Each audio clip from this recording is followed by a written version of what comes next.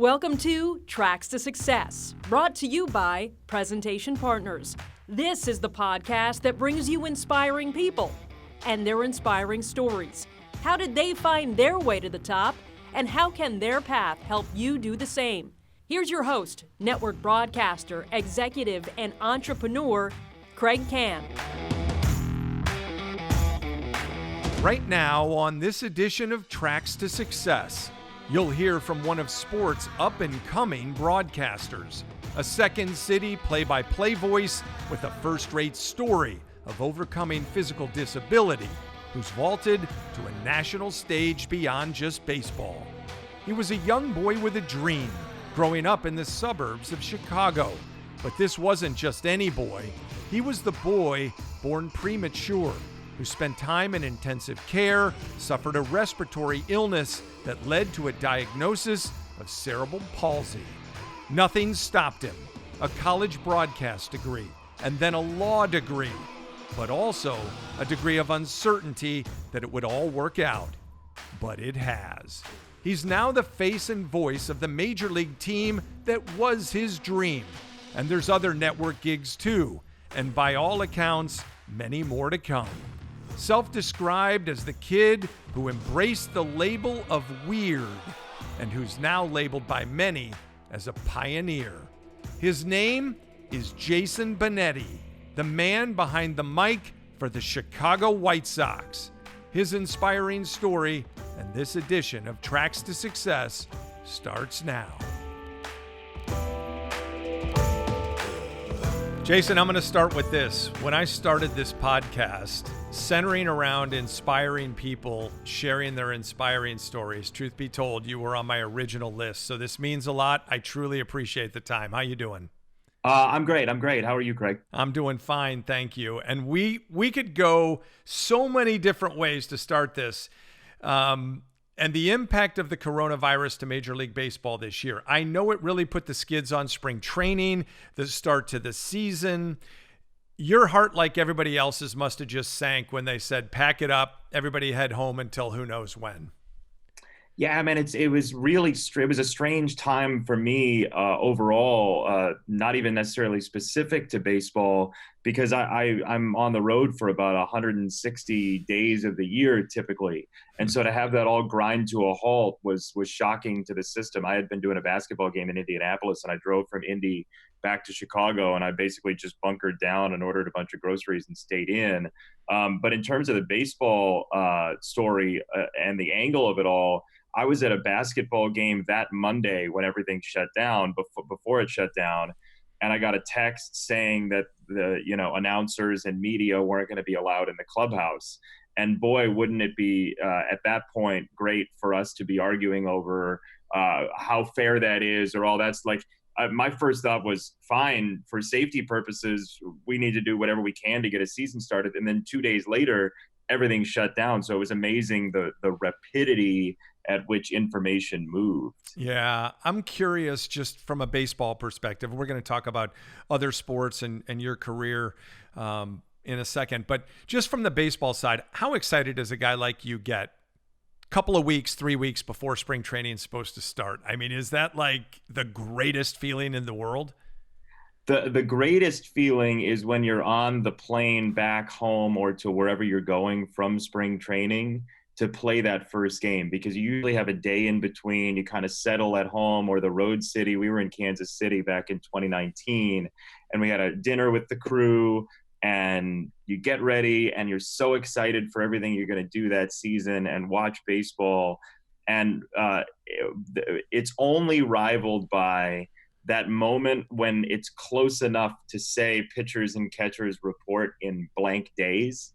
That's the moment where you're like, oh, this is coming, and it's coming fast. And also pretty soon there won't be snow on the ground. Yeah, no doubt about that. I know everybody gets excited for opening day. Truth be told, I'm going to full disclosure it right now. As a Chicago guy, I'm a diehard White Sox fan. So I have that energy just like you do to a strong degree. Let's go back and track your success story. If somebody came up to you, Jason, on the street, let's say outside the White Sox stadium, guaranteed rate field, and said, Jason, how did you get here? What would your Cliff Notes version of that story be that you would share? How did you get here? I'd probably at first say something like, by car, it's parked over there. And then I would say I had a lot of really great people who taught me where I should aim in terms of being a great announcer. The first thing that strikes me is having a high school radio station at home at Flossmoor High School and getting to learn that I love to do this there. Then you go to Syracuse, where a lot of broadcasters go, and there are a lot of places where great broadcasters go. But I went to Syracuse. I became the sports director of the radio station there. And over that time, I learned a lot of what to do and what not to do from my peers and professors and all of that. The thing that has meant most to me, though, beyond those things, which obviously they will be in my heart for the rest of my life, are the people who taught me where to aim. That aiming for the average is not even possible. That here's how you prep to be a great announcer. Here's how you use your voice to be a great announcer. Here's how you get ready for a big moment if you're a great announcer. Those people, the Sean McDonoughs, the Ian Eagles, the Bob Costases, but also Brian Anderson and Kevin Harlan, and some of the really, truly great people, Wayne Larrabee, who people in Chicago know now, the Packers announcer. I sent all those people tapes when I was relatively young, and they gave me good, honest feedback to point me to, hey, you can do better in this scenario. There are things you can do to strengthen your worst day. And I now think that one of the most insidious things that happens to people in a creative field is that they run into somebody early who tells them, here's where you aim, and they start shooting at like the 30th percentile accidentally. Not because that person had any nefarious aims, they just didn't know how to aim for the top. And the fact that I've had so many people in my life who are really, truly top-notch thinkers and announcers influence what I do on a game-by-game basis, that has meant everything to me. Yeah, that's a real interesting perspective. And I think if you want to get into the field that you're in or that I've been in, you better be able to take the critique, because you're never going to get better and you're never going to pass other people or climb to where you want if you can't do that. Before I go way back to the beginning of your story, the born in '83 stuff, I just want to ask you something straight up, because I've already summarized your life story before we even started talking. And I know there's so much to your career that is amazing. Do you get tired of the questions that I might about be ready to ask you? I think you're going to ask me about having cerebral palsy and overcoming it and being inspirational and things of that nature. And the answer is no. I don't get tired of it, because honestly, in March of 2020, I had a revelation about my own life. Like the way you just described it, Kraig, of my successes and the things that I've done in broadcasting and collecting of information and knowledge and all of that I've done, I've kind of separated my life into before and after I figured out that I could do this for a career. But then when I was sort of wallowing, like the first 2 weeks of the whole COVID-19 situation in March of 2020, I was sort of sitting at home and I was worried. I was worried that I had COVID-19 at the time. But and I don't want to dwell on this, but I bring it up because I had one of these moments where I was like, dude, you spent 9 years off and on in hospitals.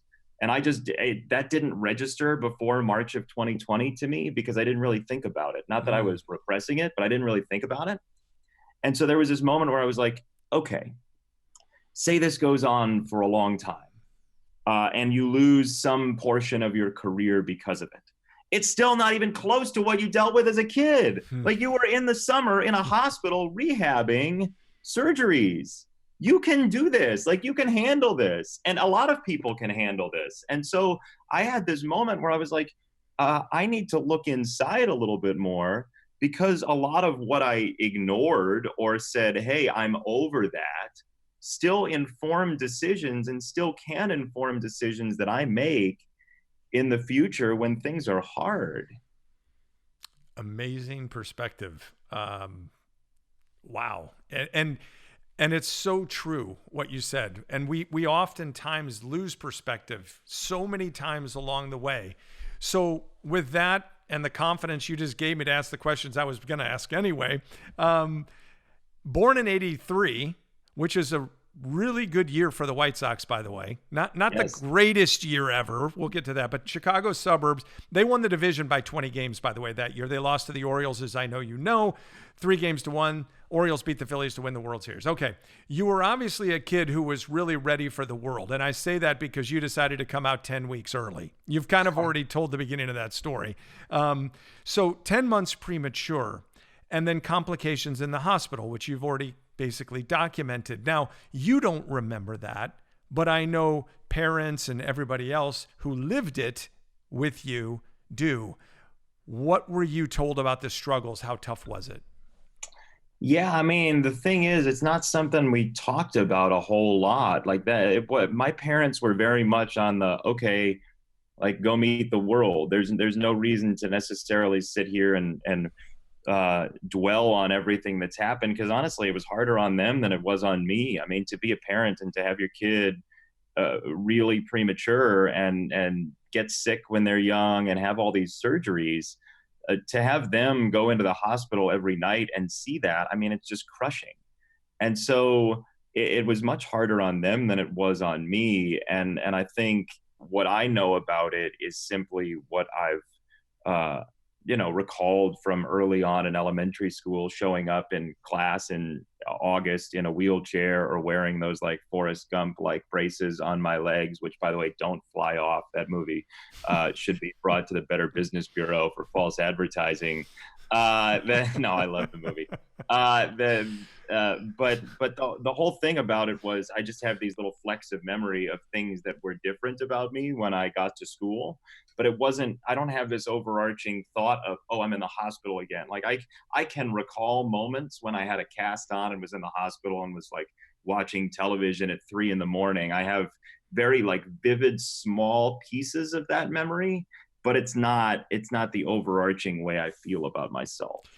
So as the story is documented, 3 months in the hospital, respiratory illness, no oxygen to the blood, diagnosed with CP as a toddler, and then all the struggles you talked about in the surgeries and so forth, and surgeries to help you with the simple things that so many of us take for granted. And you've already shed light on that and perspective in that, look, I've already been through hell and back, anything that could happen now, I can get through that sort of stuff. So if you remember those times at a young age, before elementary school and so forth, doesn't that inspire you a little bit?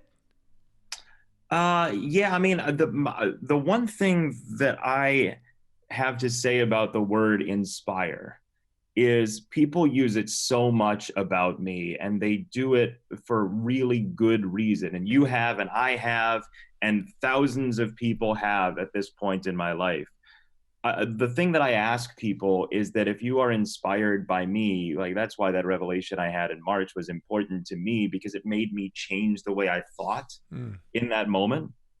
If you say you're inspired by me, whoever's listening to this, or inspired by anybody, whether it be RJ Mitty or Zach Anner or other people with CP who've done things, ask yourself what it inspires you to do. Why am I inspired, and what am I going to change? Because if inspiration doesn't alter what you do in some way for the positive of yourself or society, it's sort of hollow inspiration. So when you say that, or anybody says that, anybody listening to this, not just you, Kraig, but when you say that word, like have it change something that you do. And for me, what it does is say, like, if there's anything that's a takeaway from my career for other people, it's simply make the work good enough that people cannot use something else against you.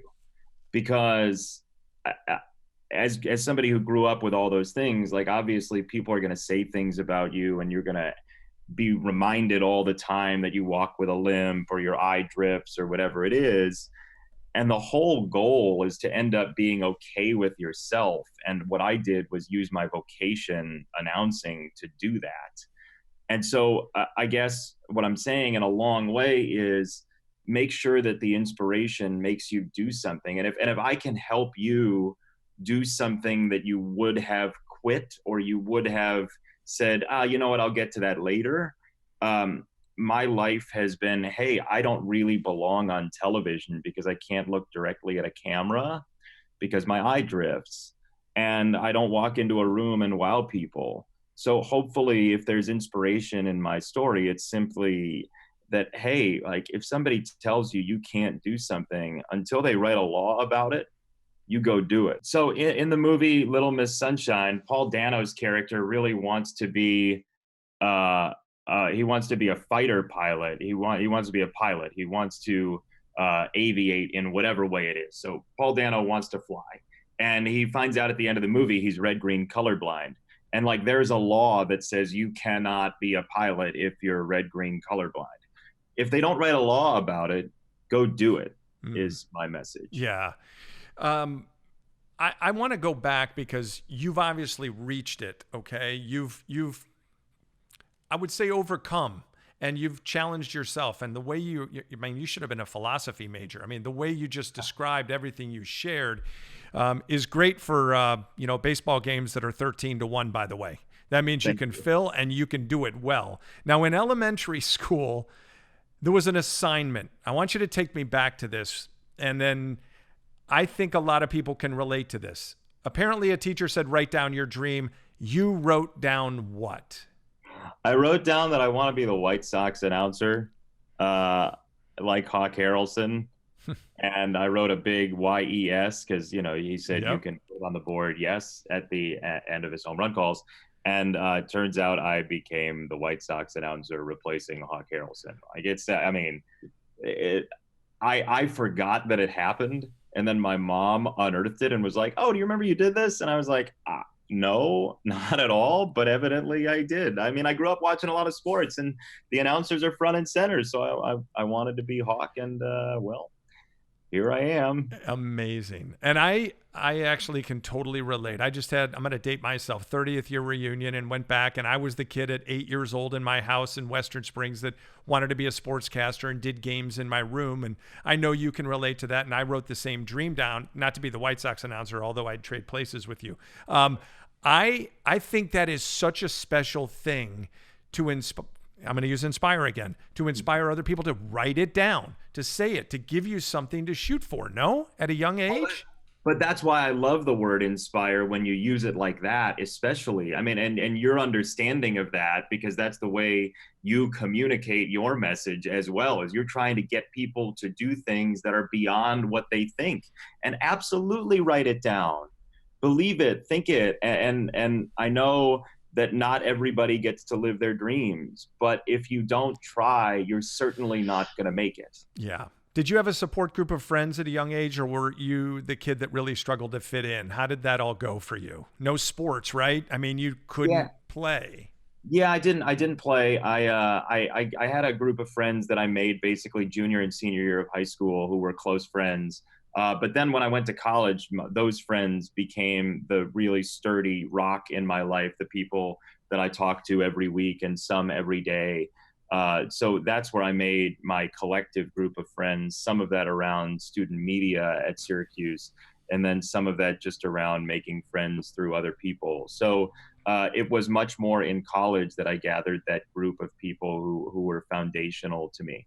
So at a young age, you broadcast games in your own house. True, right?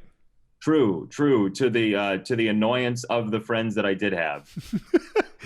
And you probably didn't let them be the main announcer. They only got to be the color guy. No, they got to be the person who said, "Shut up, I'm trying to play the game." Awesome. Okay. Here's what also is pretty cool about your story. You're a pretty savvy kid as well. As I understand it, you ran the NCAA basketball pool in junior high. We call it junior high in Chicago. Some would call it middle school. Yeah, the two things about that. One, that is true. I used to come to school with a bunch of brackets and a folder and think I was being suave and that the teachers wouldn't notice. Although when 20 people are around your desk and you don't have 20 friends, something is up. And then number two, I used to always get a cold around Thursday at 11:30 of the NCAA tournament's opening day. Mm-hmm. And then that cold would invariably last through Friday. But then Saturday and Sunday, I improved substantially and then came back to school on Monday. I just have to say it happened to coincide with the NCAA tournament debut that year. Yeah. Yeah. Very coincidental. I get that. Interesting. By the way, I won $5 off Michigan State against Indiana State in '79 in my junior high class. And good for you. I mean, come on. We were all that way. Okay. So you did games on the radio, or you did some radio stuff in high school. Off to Syracuse you go. Tell me why Syracuse? Is it the obvious? Because you already rattled off a bunch of names. Yeah, I'll pick up the names after I drop them. I apologize. I went to Syracuse to learn broadcast journalism and to study, and I never visited. I just went sight unseen. My parents packed up the car and we drove, and I just moved in and did that. So yeah, that's why I went, is to learn broadcasting and be around people who want to be great at it. And I'm really, really glad that I did it. Well, pretty smart place to go. Decent names there. And you graduate 2005, another really good year for the Chicago White Sox, by the way. World Series. Yes, very, very good year. Yes. I watched the World Series, part of it in Traverse City, Michigan, with a friend of mine from college who went to go do local sports in Traverse City. So like game 2, I was sitting on his couch in Traverse City, Michigan. Yeah. I'm going to tell you a story because this is a segue, but it ties in. So I'm a big Sox fan. Ed Farmer, the late Ed Farmer, radio announcer for the Sox forever, played for the White Sox, helped me get a couple of tickets to game 2 against the Angels, the drop third strike, A.J. Pierzynski and all of that. Were you as glued to the hometown White Sox at that time? Like, in other words, the dream hasn't hit yet, right? You're not the White Sox announcer, but were you still dreaming about it back then? Yeah, I mean, the crazy thing about college is it can both inflate and then temper your expectations. Like, I got out of school and I just wanted to be an announcer for anybody because it's really hard to get jobs doing this. So I did an independent baseball season in Crestwood, Illinois, in the suburbs. I know you know Crestwood. Yep. And then I was sort of in between jobs at that point. I ended up working at DePaul doing women's basketball, but I was in Traverse City for a couple of the days in the World Series, and then I was back home living with my parents. And I remember watching games 3 and 4 in the Astros series at home in not my childhood bedroom because my parents had moved, but I watched part of it with my parents and part of it upstairs in my room. And absolutely, I mean, it was this captivating moment for a city, for a team that, like in '93, when I first latched on to the Sox, it was like, wow, this could be a dynastic sort of team. They lose to the Blue Jays in the playoffs. Then the strike happens in '94 when the Sox and Indians were basically ramming into one another on a weekly basis to see who was going to have the best record in the American League. And then there wasn't a whole lot more for the Sox in terms of the playoffs as I was growing up, except for, one occasion. So it was like, wow, the Sox have built this amazing thing.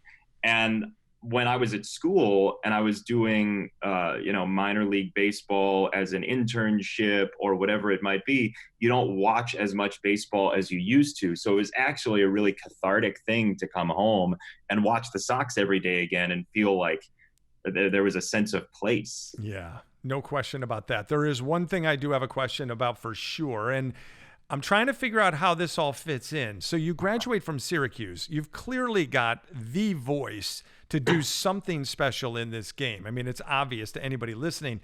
Why the law degree from Wake Forest? Why did you go to law school? Well, I was thinking about doing movie previews. No, I decided to go to law school because I had done a couple seasons of minor league baseball, and there's some repetition to that. And, you're not very highly paid in minor league baseball, and you're making copies of stuff, and you're, doing sales every once in a while and whatever, graphics and writing stories post game and all this stuff. And there were just some moments where I was like, I feel like there might be more curiosity wise. And I enjoyed college so much, and I enjoyed taking classes so much, for lack of a better way to say it, that I had taken the LSAT just because when I was searching for a job in 2005, like right around the World Series happening, actually, I was at home, I was sending my stuff to people, and I was trying to figure out what and where was next. And I just studied for the LSAT because a friend of mine from college had done it too. And he's like, "Oh, you like logic? Like, this might actually be sadistically fun for you." So I got one of those LSAT books, and I ended up taking the test. I think it was in October of that year, and I got a score that was competitive enough that I could say, "Hey, if I can get a job somewhere doing games, and then also take classes there, go to law school, I would do it." And I found Wake Forest while I was doing basketball at High Point University in North Carolina. And Wake let me in. And as part of my application, I sent a CD of my work and basically said, "I want to continue to do this, but I also would like the legal education." And they were so cooperative about it. And I did it just because I enjoyed the reading and I enjoyed learning about the world through the law. And nobody's going to stump you on your contract negotiation. Well, I got like a low B in contract, so they might actually. Oh God. When did you know? When did you really know you had it in you? Was it on those bus trips when you were going around to minor league parks, or was there still a lot of self-doubt then? When did you know? I knew I loved it very early in high school. I knew I loved doing games when I started first doing games. When do you know you're gonna make it? I think actually I decided early that making it was just like being the voice of a team, whether it be a low-level college basketball team.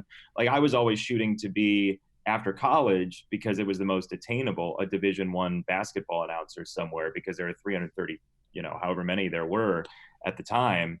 So when I got the job at High Point, it was like, okay, I've kind of made it. I am the voice of a men's basketball team at a university. Now football would be next. Mm-hmm. And then I took the minor league baseball route as well. I loved doing games.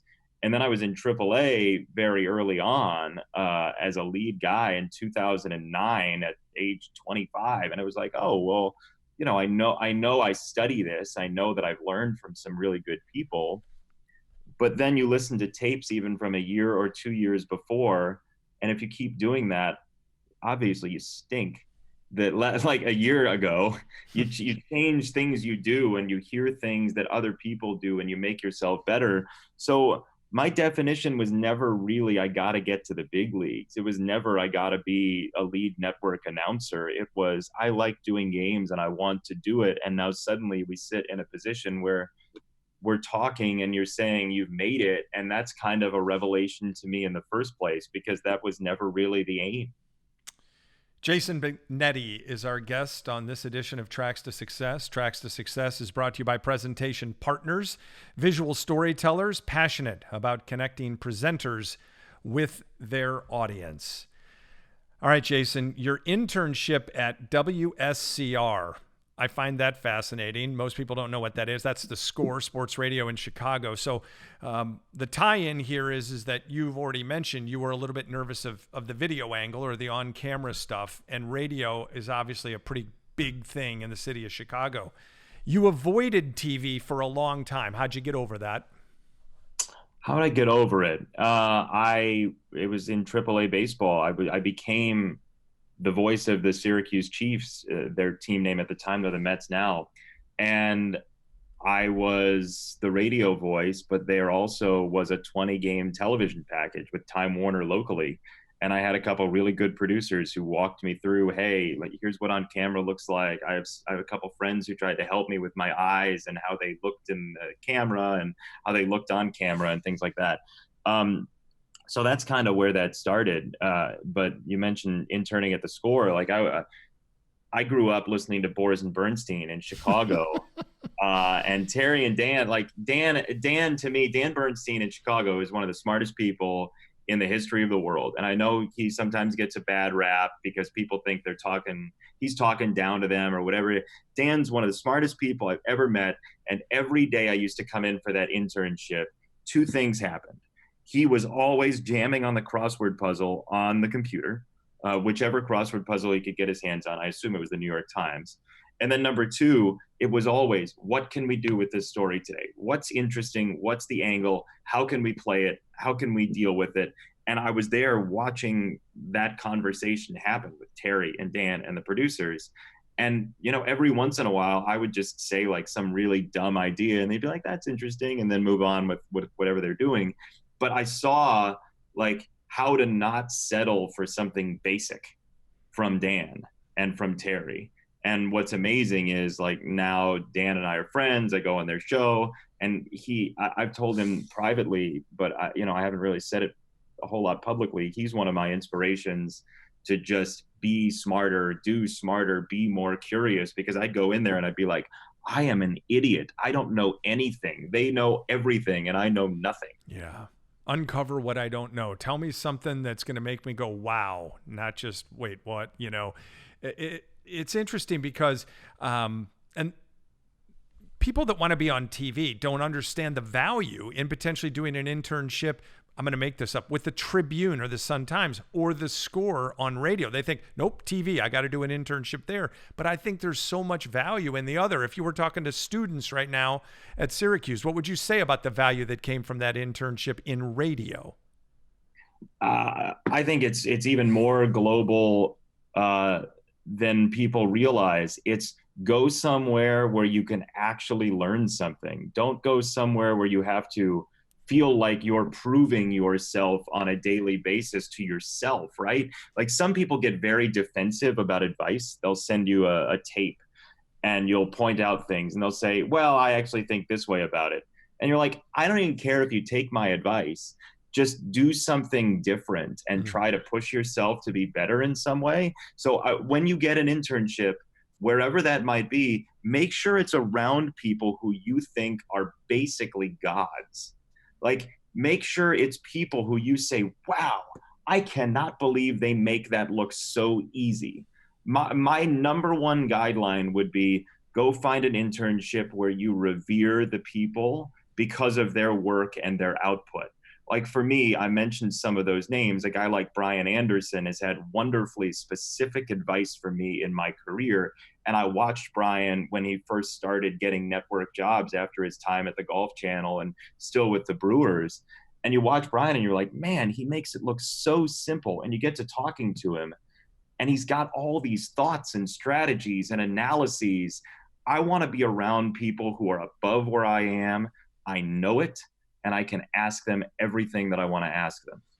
From my time at the Golf Channel, not only is he one of the most talented, he's one of the absolute gems of a person that you could ever meet. So if a kid gets a chance to work for BA or be around him, that's rock star status right there. He just to give people the specific, he knows everybody's name on every crew he's ever on. Yeah. Camera people, video operators, technical directors, producer, director, associate producer. He knows everybody's name and he knows stuff about them. It's uncanny. 2015, you find your way to a little chat with Len Kasper. That's the voice of the Cubs. That became the launching pad, if you will, for what ultimately becomes the fulfillment of this dream. Take me there to what Kasper did for you and how all of a sudden you get the call. I was living in D.C. at the time, in Arlington, Virginia, and just flying out and doing assorted games for ESPN. And Len and the Cubs were in town to play the Nationals for a 2-game series. And I called Len and I said, do you want to get together? He had sent me some advice on tapes in the past. And he was like, sure, we're going to watch the Stanley Cup Finals with our TV crew. And it was like him and Jim DeShays, and I think the producer, Mark Brady, maybe Skip Ellison, the director as well, and a couple family friends of Len. And I just went, we hung out at a Champs in Crystal City, I think it was, and watched the Hawks and the Lightning. And we got to talking, and then Len mentioned to me a couple months later that he heard that Hawk was thinking about cutting back and that I should call the Sox. So I called the Sox. I talked to Brooks Boyer with the Sox, and I ended up flying to Chicago for Homewood Flossmoor High School video group, media group anniversary party that was held at a country club in the south suburbs. And so I go to that. And I told the Sox, I'm going to be in town if you want to meet me. And they said, well, yeah, come in on that Monday. So I come in Monday. It's like a 3.5-hour interview that it ends up being.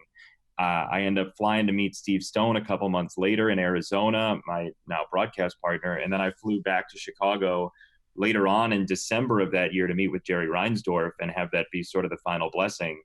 And it came upon January of 2016 when the Sox, Bob Grimm at the Sox, finally called me and said, we want you to be the guy. And here's the offer. And I couldn't believe it. Yeah. Jerry Reinsdorf, right? I mean, I was terrified. Really? Yeah. I mean, I grew up a Sox and Bulls fan, right? Like the Bulls won 6 championships while I was still in school. They were the reason, in large part, I watched sports along with the Sox. And so, you meet this guy who was the architect and owner of all of these great moments in sports. I was nervous as all hell. Did you go back to writing the dream down in elementary school? I mean, you walk out of there, they've given you this opportunity, have no idea, by the way, what you negotiated, or if you just said, yeah, whatever, I'll take it. There was not a lot of leverage in my corner at that point. So did you go back to elementary school in your mind? No, I was too worried that I blew it. When somebody tells you, like, okay, you're going to meet Jerry Reinsdorf, you assume that you're a finalist of some kind, right? So here I am, I meet with Jerry Reinsdorf, and then like 2.5 weeks later, I've still heard nothing. And I was like, oh gosh, don't tell me I blew it. And then I realized now, having worked for the Sox, that their office is legitimately closed for 2 weeks around the December holidays. And so I didn't know this, but they really just weren't working on it at that point. Mm-hmm. And I'm sitting at home for 2 weeks thinking, what did I say to him? Did I answer a question wrong? Should I have done this or should I have done that? And then I get the call in early January and I was like, wow, all that stress. And they just literally had closed their offices. So I wasn't even thinking about the grand picture of it because I was so worried that it wasn't going to happen at that point. Well, I mean, it all has worked out. It is amazing and a fantastic story. Talking with Jason Benetti. All right, some quick hits. Quick. Best thing about doing games in minor league baseball? Is every day you get a chance to get substantially better at the craft. And number 2, the fact that you just have hilarious stories from bus rides. Worst thing about doing games in the minor leagues? That you have to do it every day and you have long bus rides. Number of hot dogs you eat in a given week at the ballpark? Wow, that's a great question. I think it's probably around 3 or 4. Is the food at guaranteed rate among the top 5 in Major League Baseball? It absolutely is, and that's not as an employee of the team. It is really, really good stuff. I totally agree with you. If not the White Sox, which team? In Major League Baseball? Yep. There can't be one. I mean, the bond you have with your childhood team, I could not pick. It would have to be an expansion team. Interesting. If not a broadcaster, what other career? I love musical theater. The way I walk probably isn't great for a lot of roles. Like, I don't know that Danny Zuko walks like this, but I would love to learn musical theater, but I'd probably be a teacher. Jason Benetti's morning before any nighttime broadcast? Usually sleep in a little bit to about 9:30, and then go right to the computer, start taking notes on the game for that night or things for later on in the series, and then go have lunch with Stoney or lunch on my own at home, depending on where we are. And then off we go to the ballpark around 1:30 or 2. How long does it take you to wind down after a nighttime game? Oh, doctor, sometimes it's like an hour and a half. I mean, I have to turn on something usually that I've seen before, like a TV series that I've seen before, just to shut her down. It can take a while. Outside of work interests, what do you do when it's not your job? Love the New York Times crossword puzzle. I do that every day. I am a reader. I enjoy watching really good stand-up comedy. John Mulaney being number 1. So good stand-up, reading, crossword puzzles, and I like to eat good food. Who doesn't, right? Jason, you've been different from day one. has that been a blessing or a curse for you? It can be both for sure. And I like to say it's what you make of it, but you have to get some breaks too. So anytime I get frustrated about the way I walk or whatever it might be, I think, well, what can I do to make myself better? I have a couple friends who I call and I vent a little bit, and they basically like verbally slap me across the face and say, okay, go do better. And that's what I go and do. So it's both, but the blessing is 100% harder to find, especially for young people. And to know that you are not just going to blend in actually is something that has great value in this life. And I think it's why I gravitate to friends like Bill Walton, because he lives that at every moment of his life, just being different and being okay with different. In the time that you reflect and you're alone, be it on a flight or whatever it might be, do you or can you say that you truly embrace you at this point? Yeah. I mean, especially on the air, there are always things that you're like, I can do that a little better. I can feel a little bit better about this. I mean, I still get down. Every performer, I think, gets down and has doubts at points.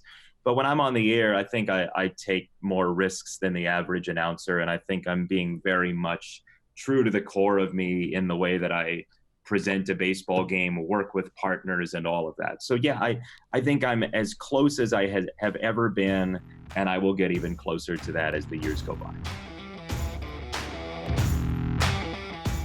In addition to hosting this podcast, Kraig leads the Kann Advisory Group, focused on elevating communication for companies and individuals.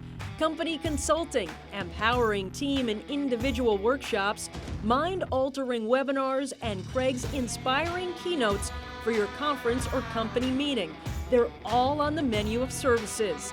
Kann Advisory helps companies clarify their message, helps professionals build and showcase their brand, and helps everyone present their best selves.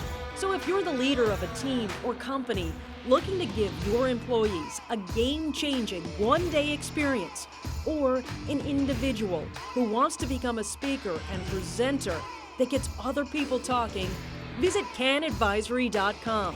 And when you do connect, make sure to mention the Tracks to Success podcast to receive a special discount on any of the Kann Advisory services.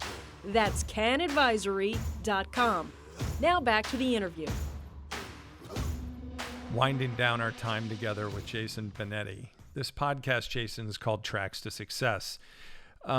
What's one piece of advice, one that you would give to anybody trying to break into the business of covering sports that says, you know what, sports is for me? Something maybe they don't know or that they need to know whether they're going to like it or not. Any sport you're covering, this is a very specific piece of advice, but it's become really important to me, along with all of the things I said earlier about getting advice from people you think are great. And that is number one, but I've said that already. Number two, if you are covering a sport, any sport, read the rule book cover to cover. I know it's a slog. I know I come from a legal background, so I might appreciate it a little bit more. You have to know the rules, because you are going to pluck something out of there that you did not know. Anybody who reads the rule book finds something that they didn't remember or didn't know. And I carry one with me at all times, whether it's on an iPad or a hard copy, especially if you don't know the sport. The first place you should start is to read the rule book. Golf keeps changing the rule book. That's not that much fun. What do you tell people, Jason? I'm guessing you've got to do some public speaking, right? I do sometimes, yeah, when I'm asked. And I can only imagine your command of the room. What do you tell people that might be in the audience fighting a disability, who have a dream like you, but self-doubt continues to get in the way? I mean, you just told me that you vent and you got some people that you call when you vent. I'm guessing that some of that is still with you. But what would you tell people that have that self-doubt based on a disability? Yeah, whatever you do, if your work is not at the highest level, you leave something to chance. And in this life, with so many people striving to do the thing that you want to do, no matter what that is, no matter what industry it is, a lot of people want to do whatever you want to do. Anything you leave to chance, pretext can slip in, right? So if somebody sees my work and they really like it, but they don't really like it, honestly, truthfully, that's on me. Because if there's something I can do to impact the audience more, if there's something I can do differently to change my delivery of the game, whether it's my vocabulary or my tone or whatever it is, I can blame other people and say, well, I'm better than that person they hired or whatever it is. That's not productive. Go do something to be transformative in your life and in your craft. And I think good things will follow from that. You know, you talked about being your own self, doing it differently, being unique, all that sort of stuff. I mean, Hawk Harrelson, come on. I mean, he was one of a kind. He was one of your idols. And now, Jason, it's you. The voice, the face, the team you loved as a kid growing up. You put the dream down on a piece of paper. If you were going to go through that exercise again, right? I don't know who would be the person. Maybe it's me now. Says, hey, Jason, write it down. What's your now dream? What's the thing you want to still achieve? You're a young guy. Is there something there? What do you write down now? To do as much as possible to make as many people feel hope as can, and to try to pay off that hope in some way for the world. Because the hardest times in my life have been when I have felt like there might be a ceiling on me, and there's not, at least to this point that I've found. So trying to convey that hope, however it might be, to people who don't have it, to make the world a little more curious and a little happier. That's what I would write down. Vocationally, I've already done everything that I'd want and then some. So do you sit there in the booth with the camera on you or the microphone in front of you saying, this isn't for me just a game where I'm calling third inning, fifth inning, seventh inning stretch, fill-in time, whatever. I've got a bit of a higher calling because of what I've been through. I mean, do you look at it as that opportunity to serve and not just share? I do off the air. In game, I'm so competitive with myself and my tape from yesterday and other people that it's like, okay, let me lock in, or hey, let me have fun with my broadcast partner. When I'm not doing games, the thing I miss most is getting to build something with my partner. And so I'm more thinking about where we're going next and what we can do to make the audience have a better time. But off the air, absolutely, I think about, hey, what can I do to make somebody's day a little more hopeful? Then my last question is this. The White Sox won the World Series, as you and I both well know, in 2005. And you probably don't need a pinch yourself moment to know that if it comes again soon, it's going to be you. Your amazing track to success gives you that opportunity to be that voice on the call. How special is that for Jason Benetti? I mean, it would be so great to be involved with a team that gets a chance to go do that. As I think about it, I don't know what my role would be because network TV takes over. So I don't know what I would be doing, but I know I would be there. I'd be in the clubhouse and I'd have something to do. And whatever that is, you get to know these players and coaches and front office people so well that it would be the pinnacle of that hope we were talking about, the happiness that people get from the winning of a Major League Baseball title. To be around that and be part of it would make my heart smile. It would make a lot of people's hearts smile. We started by talking about disability. As far as I'm concerned, it's all ability. You've made this a heck of a podcast. I truly appreciate your time. And to go back to the word inspiration, you got me fired up. So thank you so much. Kraig, it was a pleasure. You asked great questions, and I'd love to do it again sometime. Thanks a lot.